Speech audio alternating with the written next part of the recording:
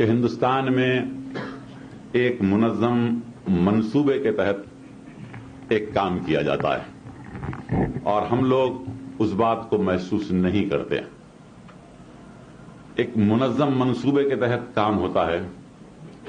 یہ جو فسادات ہوتے ہیں عام طور پر یہ سمجھا جاتا ہے کہ صاحب فساد ہو گیا، ہنگامہ ہوا، لیکن آپ فسادات کے اوپر نظر رکھیں تو آپ کو نظر آئے گا کہ فساد ان مقامات پہ کروایا جاتا ہے جہاں مسلمانوں کی تھوڑی بہت معاشی حالت ٹھیک ہے.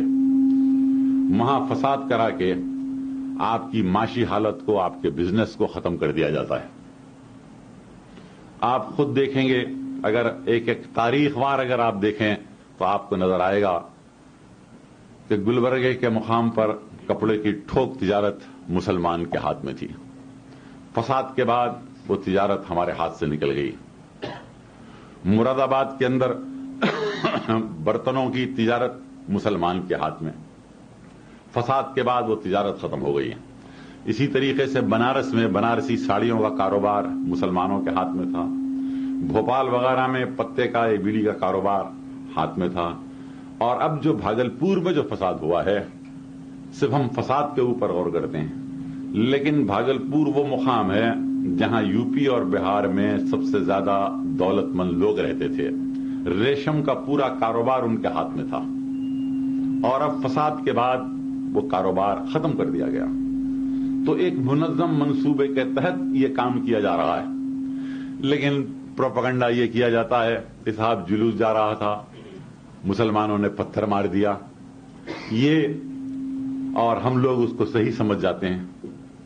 جیسے کہ گجرات میں فساد ہوا تو اس وقت بوٹا سنگھ نے پارلیمنٹ میں کہا کہ پتھر آئے تھے، 10 لاکھ کا جلوس تھا. چونکہ میں واقف تھا وہاں کے حالات سے، میں نے ان سے کہا جہاں سے جلوس جا رہا تھا وہاں کتنے مسلمانوں کے مکانات تھے؟ تو کہا 15 مکانات تھے صرف، اور 10 لاکھ کا جلوس جا رہا ہے. میں نے کہا مکان میں لوگ تھے؟ تو کہا نہیں، وہ ڈر کے پہلے سے ہی خالی کر دیے تھے. تو پھر کیا اجنہ پتھر مار رہے تھے؟ آپ بتائیے کیا تھا؟ آپ خود اندازہ کر سکتے ہیں. اگر یہاں سے کوئی 10 لاکھ کا جلوس جائے تو آپ میں، میرے میں یہ جرت ہو سکتی ہے کہ ہم پتھر ماریں؟ ہم تو ختم ہو جائیں گے، ہمارے بیوی بچے. لیکن یہ پروپیگنڈا کیا جاتا ہے کہ صاحب فساد کی ابتدا مسلمان نے کی، حالانکہ خود پتھر مارتے ہیں. تو یہ ایک منظم سازش ہے. اس لیے ہے کہ دستور میں ہریجنوں کو، پسماندہ طبقے کو مراعات دی گئی کہ ان کو اوپر اٹھایا جائے. ہمیں اعتراض نہیں ہے اور زیادہ مراعات دی جائے، لیکن سوال یہاں پیدا ہوتا ہے کہ جب وہ اوپر اٹھ جائیں گے تو یہ سڑکوں پر جھاڑو دینے کے لیے، گھروں میں کام کاج کرنے کے لیے، ہوٹل میں برتنا مانجنے، رکشا چلانے کے لیے کون ہوگا؟ تو آپ کو تیار کرنا چاہتے ہیں. یہ ایک منصوبہ بند طریقے سے یہ کام کیا جا رہا ہے. اور اسی طریقے سے اردو کو مٹانے کی بات کرتے ہیں. یہ کیوں؟ حالانکہ اردو کوئی مسلمان کی مذہبی زبان تو ہے نہیں. قرآن عربی میں نازل ہوا، اردو میں نازل نہیں ہوا، کیونکہ یہ ایک مشترکہ زبان تھی اور ہم نے اس کو اپنایا. لیکن آج آپ قرآن پڑھتے ہیں لیکن آپ سمجھ نہیں سکتے. 99% لوگ ایسے ہیں جو قرآن پڑھتے ہیں لیکن سمجھ نہیں سکتے، حدیث پڑھتے ہیں لیکن سمجھ نہیں سکتے. کیوں؟ کہ آپ عربی سے واقف نہیں ہیں. آپ کو اردو میں قرآن پڑھنا لازم ہے، جیسا کہ ابھی یہاں پر قرآن پڑھے اس کا ترجمہ ہوا. تو وہ یہ چاہتے ہیں کہ اگر اس زبان کو ختم کر دیا جائے تو آپ اپنے مذہب سے، اپنی تاریخ سے، اپنی ثقافت سے، اپنی تہذیب سے محروم ہو جائیں گے. اور جواہر لال نہرو نے اپنی کتاب میں ایک جگہ بڑی اچھی بات کہی تھی کہ اگر کسی قوم کو ختم کرنا ہے تو سب سے پہلے اس کی زبان کو ختم کر دو، وہ قوم ختم ہو جائے گی. تو اس طریقے سے یہ کام کیا جا رہا ہے. اب سرکاری ملازمتوں میں ہمارا تناسب کیا ہے؟ 2% بھی نہیں ہے. اور پھر ہم اپنے بچوں کو جن میں شعور ہے، مصیبتیں اٹھاتے ہیں، مشکلات اٹھاتے ہیں، اپنے بچے کو تعلیم دلاتے ہیں. لیکن کبھی آپ بچے کو تعلیم دلاتے ہیں، کبھی آپ جو کورس کے کتابیں ہیں آپ اس کو پڑھ کے دیکھیے تو ایک مخصوص طریقے کے اوپر ہندو مذہب کا پرچار کیا جاتا ہے. مسئلے تناسخ کو سمجھایا جاتا ہے.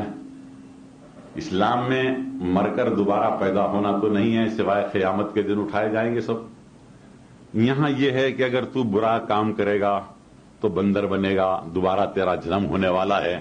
یہ تمام چیزیں بتائی جاتی ہیں اور بچے کے ذہن و فکر میں یہ بات بٹھائی جاتی ہے. اور تاریخ میں بتایا جاتا ہے کہ فلاں بادشاہ نے ایسا ظلم کیا ہندوؤں کے اوپر، تو ان کے ذہن کو شروع سے پوائزن کیا جاتا ہے اور ان کے ذہن کو اس طریقے سے خراب کیا جاتا ہے. یہ ایک منظم منصوبے کے تحت کام ہو رہا ہے اور ہم لوگ بے خبر پڑے ہوئے ہیں.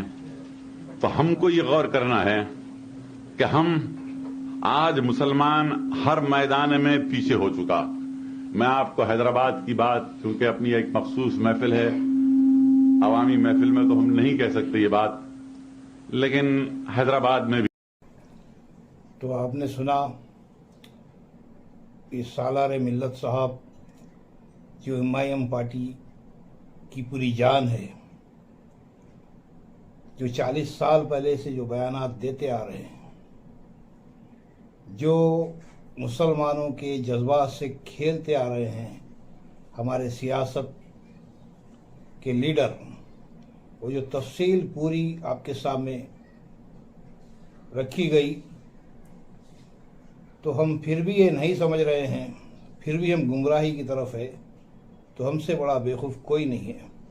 یہ سمجھنا ضروری ہے کیا چاہ رہی ہے حکومت، کیا نہیں چاہ رہی ہے، سب ہمارے سامنے ہے. کم سے کم ہم کو یہ وقت ضروری ہے، ایک کلمے کی بنیاد پر ہم کو ایک ہوتے ہوئے ہم آگے بڑھنا ضروری ہے. کیونکہ جو کام ہو رہا ہے، جو پورے بھارت میں جو نفرت پھیلائی جا رہی ہے، جو مسلمانوں کے خلاف جو بغاوت کثرت سے ہو رہی ہے، جس طرح سے اویت کے نام پر بلڈوزر چلاتے ہوئے جو گھراں برباد کر رہے ہیں، جو مسلمانوں کو پوری طرح سے تباہ برباد کرنے کا ان کا منصوبہ ہے، جو یہ پہلے سے بتاتے آئے ہیں. ایسے لیڈر ہمارے اتنے مخصوص شخصیت یہ تمام وہ چیزیں بتاتے ہیں جو 40 سال پہلے بتائے ہوئے باتیں ہیں، جو آج ہم یہ نہیں سمجھ رہے ہیں. تو ہمارے سے بڑا بیوقوف کوئی بھی نہیں ہے. کوئی بھی پارٹی مسلمان کو اچھے بڑے پوسٹ پر بالکل دیکھنا پسند نہیں کرتی، اور نہ ہی مسلمان کی ترقی ان کو برداشت ہوتی. یہ صحیح ہے جو ہم ہر وہ ویڈیو میں بتاتے آتے ہیں. تو ضروری ہے ہمارے کو ایک ہونے کی ضرورت ہے. یہ نفرت کو مٹاتے ہوئے تمام وہ سنگٹھن، جتنے بھی مسلم سنگٹھن ہیں اور جو بھی دوسرے غیر مسلم ہیں، جو بھی سویدھان کو زندہ رکھنا چاہتے ہیں، وہ سب ایک ہوں گے. اور وہ تمام پارٹیاں جو چھوٹی بڑی جی پارٹیاں ہیں، وہ سب کو ایک ہوتے ہوئے، تمام مسلم لیڈروں کو ایک ہوتے ہوئے ایک پارٹی کے ساتھ ہم کو ختم سے ختم ملا کر چلنے کا وقت ہے. کہ دلوں سے نفرت کو مٹاؤ. حالات بد سے بدتر ہو چکے ہیں. کبھی بھی ماحول کچھ بھی بھارت میں پوری طرح سے بگڑ سکتا ہے، جو پوری طرح سے بگڑ چکا ہے. اور بڑے خطرے اور بڑے نقصان سے بچنا ہے تو ہماری ایکتا ہی ہماری طاقت ہے. ہماری ایکتا ہی ہوگی. جو پورے بھارت کے مسلمان جو گاؤں کھیڑے میں ہے، جو ہر جگہ بہت بڑے پریشانی میں ہے، وہ لوگوں کو ہمت آئے گی ہماری ایکتا کی وجہ سے. دیکھ لو تم، ایک بھی پارٹی مسلم تنظیم ایسی بڑی نہیں ہے. اور جو حکومت میں بیٹھے ہیں، ہر وہ پارٹی بھی یہی چاہتی ہے کہ کوئی بھی مسلم پارٹی ایسی بڑی نہ ہو.